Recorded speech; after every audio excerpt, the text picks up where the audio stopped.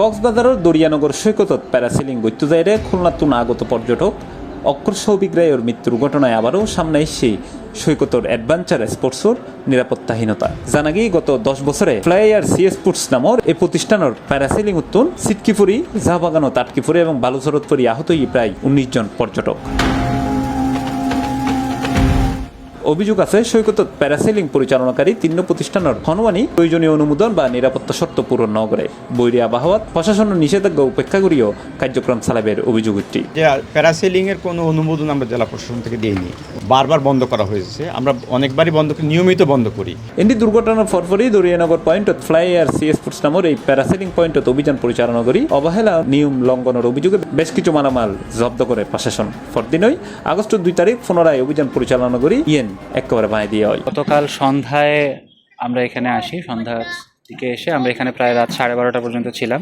গতকাল প্রায় 5 থেকে 6টি স্পিডবোট ইঞ্জিন অ্যাসেম্বলড এবং ডিসঅ্যাসেম্বলড সেগুলো জব্দ করা হয়েছে। 6-7 জেরিক্যান ভর্তি ফুয়েল সেটা সিজ করা হয়েছে, পাশাপাশি অনেক স্পেয়ার পার্টস নিয়ে যাওয়া হয়েছে। সব কিছু আমরা জব্দ করে রেখেছি আমাদের তথ্য অভিযোগ কেন্দ্রে।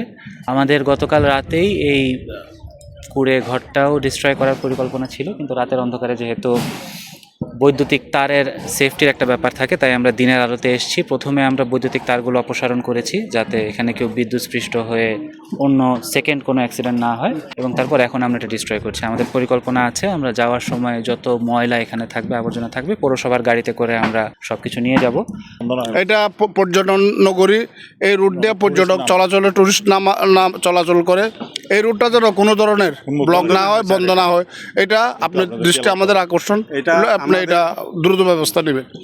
এটা আজকে রাতে মানে তারা ঘেরা দেওয়ার জন্য বাঁশ গাছ আইনা রেডি করছে, তারা যেন এটা ঘেরা দিতে না পারে। 40 বছর ধরে আমরা এই রুট দিয়ে চলাচল করতেছি, এই রুট জন্য স্যার বন্ধ না হয়। যে কোনো অকারেন্স হলে সবসময় আমাদের জেলা প্রশাসক স্যারের দরজা খোলা, ঠিক আছে।